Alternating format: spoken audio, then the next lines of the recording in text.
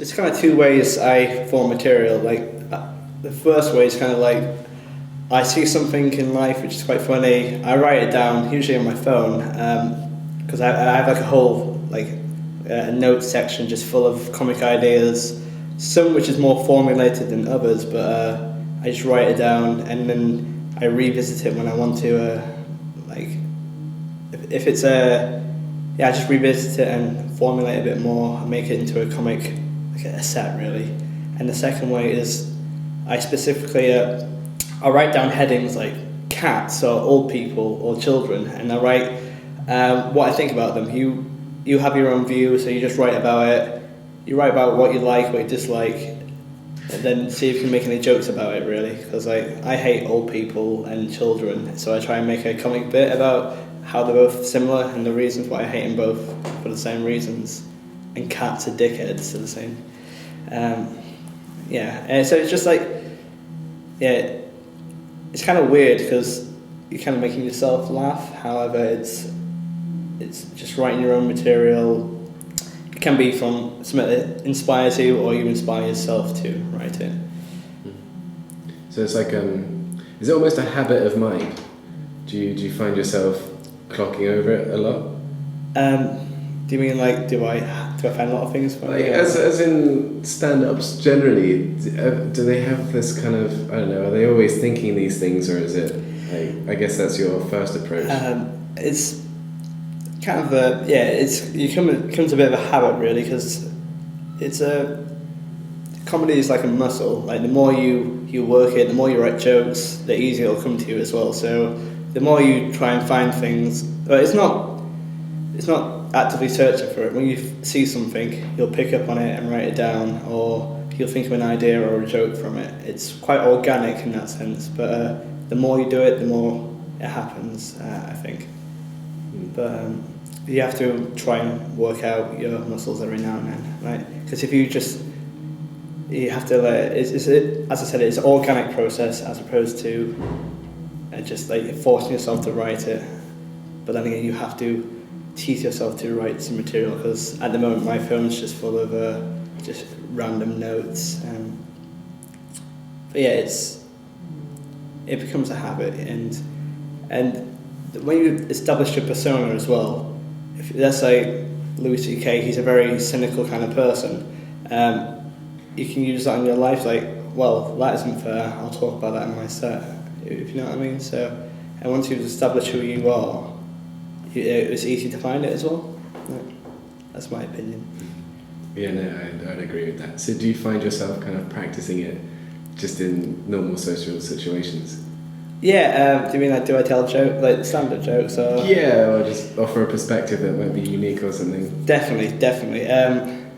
Well, it's kind of I'm not very political in my sense, but so I don't really shove my views down people's throats. But and I'm quite a conservative person like that. I'm quite reserved. But when there's the opportunity to, if it comes up in conversation, to try out a joke you haven't tested out yet, or you have an idea which is unformulated, that's a good idea to get a good response. Because I did a joke about I was talking to my friends about the first girl I ever slept with, and they really responded really well to it, because I just keep them going and going, and now that's a piece of material I can use on stage.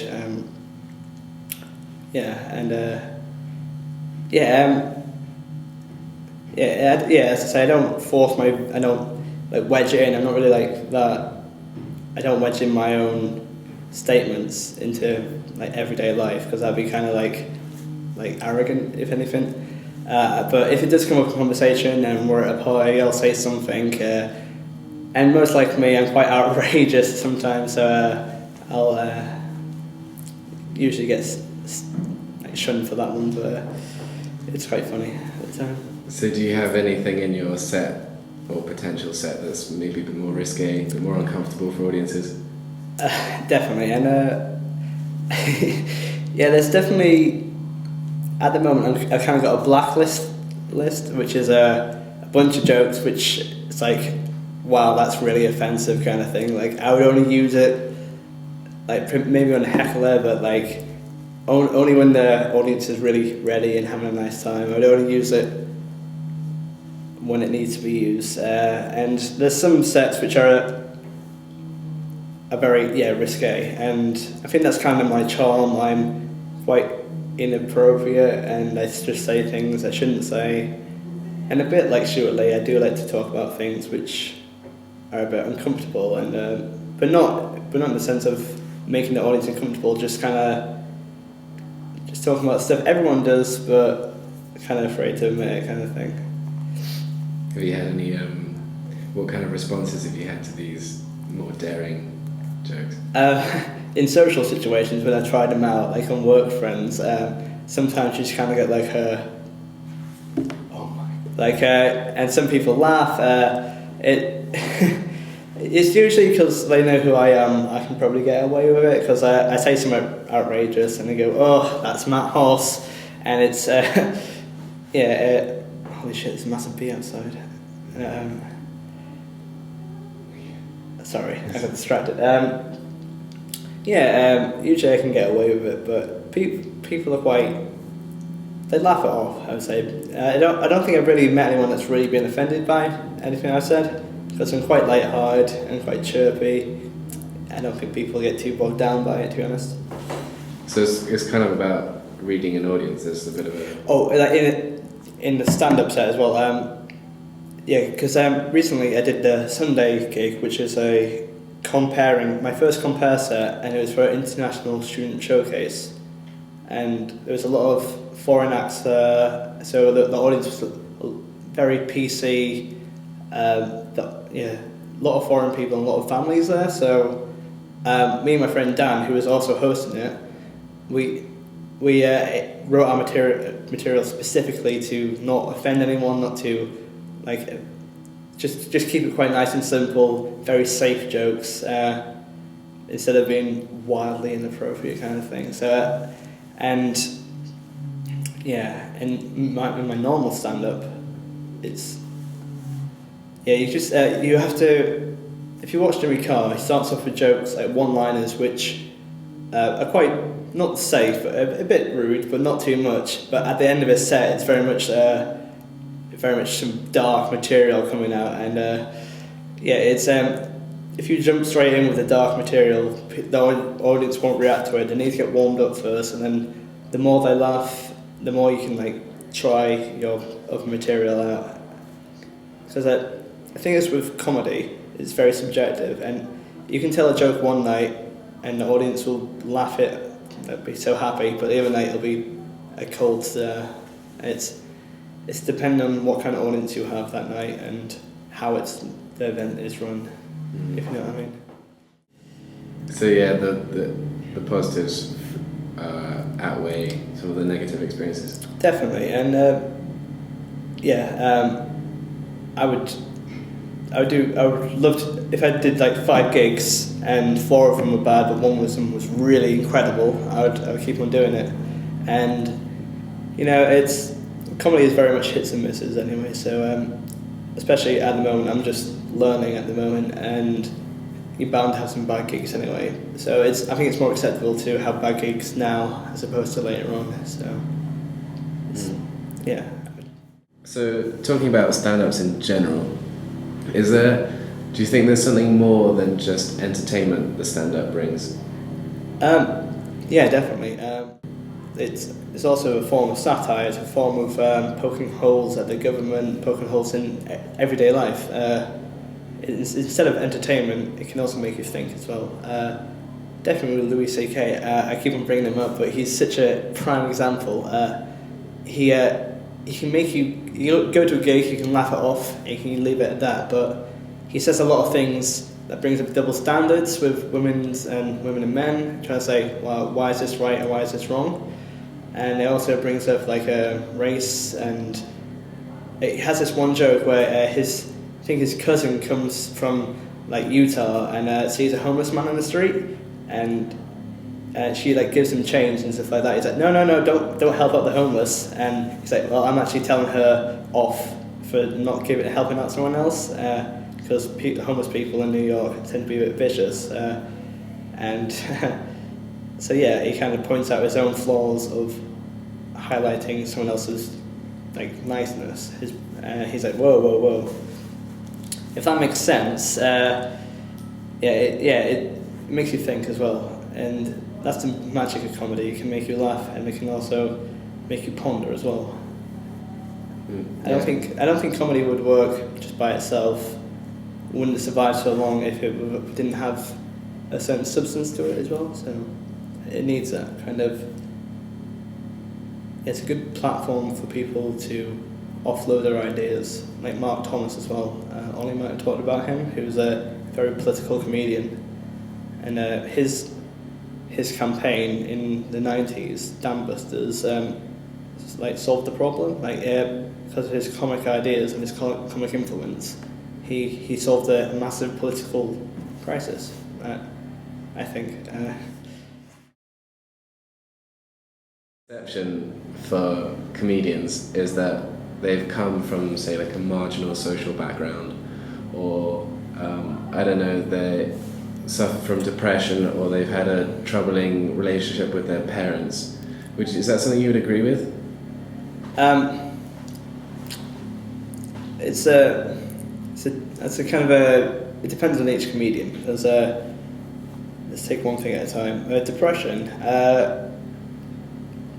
A lot of people do say like, a comedian has the mask which is happy but it's sad on the inside. Like I wouldn't say that's true per se. I would say that everyone has bad days. Like for example, I at one point in my life I was really upset that I didn't have a girlfriend, but now I can just kind of laugh it off, kind of thing. And I think people get.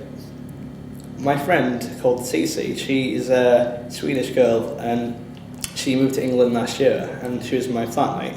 And there was this boy in Monkeyshine called Thomas Jacob Ewells that was showing off his fat and saying, look at it, laugh at it. And people were really going for it. People were laughing because that wasn't a joke, but I just abbreviated it. And she was like, oh my God, why are people laughing at him? It's so rude. She had an American accent as well. And I was like, well, he's laughing. All of us are laughing with him. We're not laughing at him. It's not an aggressive thing, and she just didn't understand the concept. And I don't think depression is a thing. I think people have to have some bad feelings in your life to have the good feelings at the same time. And comedy is a nice platform to get rid of all your baggage, really, and troubling backgrounds as well. Again. I'm not sure if I agree with it because it's a tough one, really. I think it depends on each comedian, because you can let it overtake you, or you can kind of show it as a comedic way, like, oh, my mum never loved me, such and such.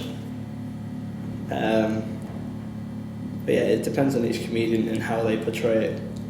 But because you can be like a very low class family from the north.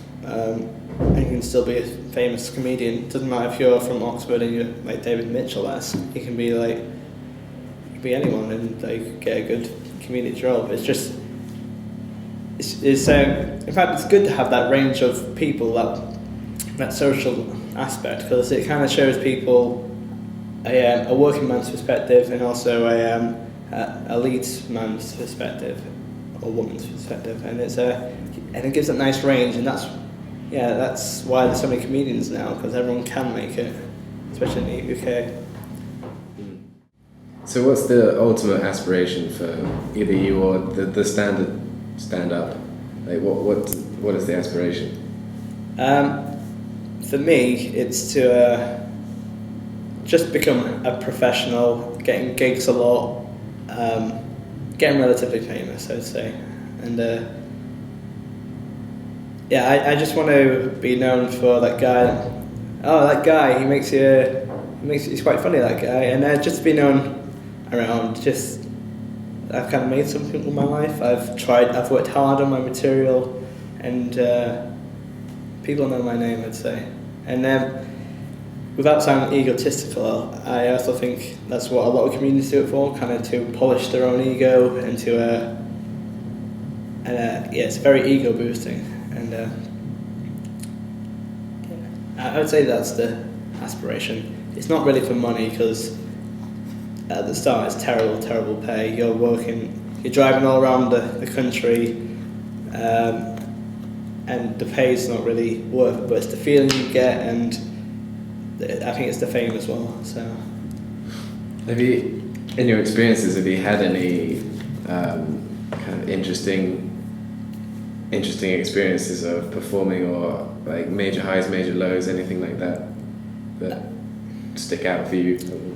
Of course, I haven't had too many gigs, but major highs. I did mention the Monkey Shine set earlier, which was like, the best feeling ever. Just I had a room with some people I knew and some strangers, and to this day, people came up to me and just say, "Oh, you're that guy from that comedy. Wow, you're really funny." And the people, some of my friends were there, and they told friends, and now I have a bit more of a reputation now, like a good one, not like a creepy one.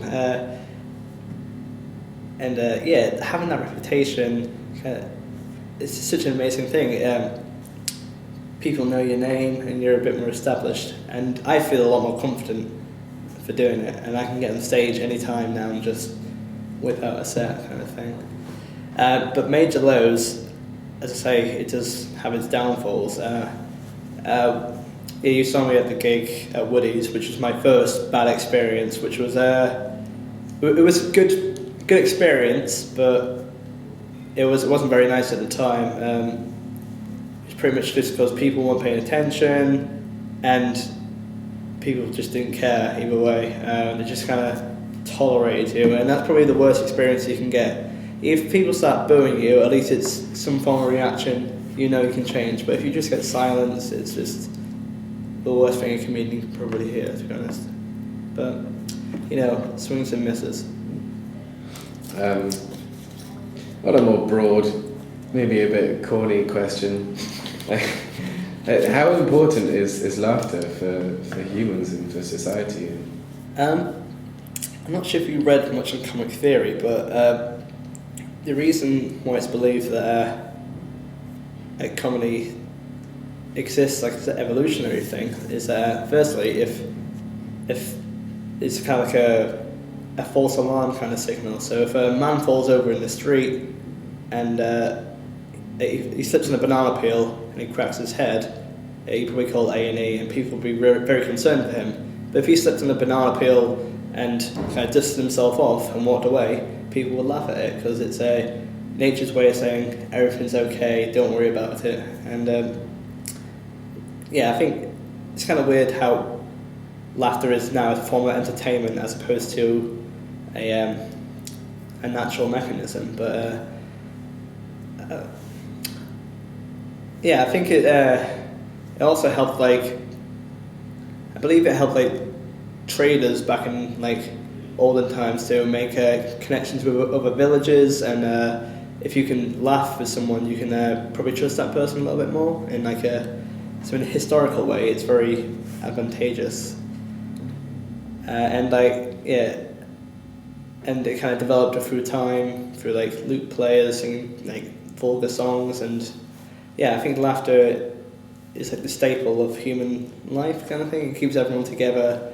And going back to the false alarm thing, if you have a massive fight with your family and someone makes a joke, it might make everything all better. It kind of, laughter kind of is a cathartic process of everyone kind of forgiving each other, I think anyway. I think one of the biggest changes, which I'm trying to ponder at the moment, is how the transition between comedy just being a device just to make trust and to laugh things off to becoming a form of art. How has it become? Just when we laugh, is that manipulation of our nature, or is it just, do we find things funny, and why do we find things funny?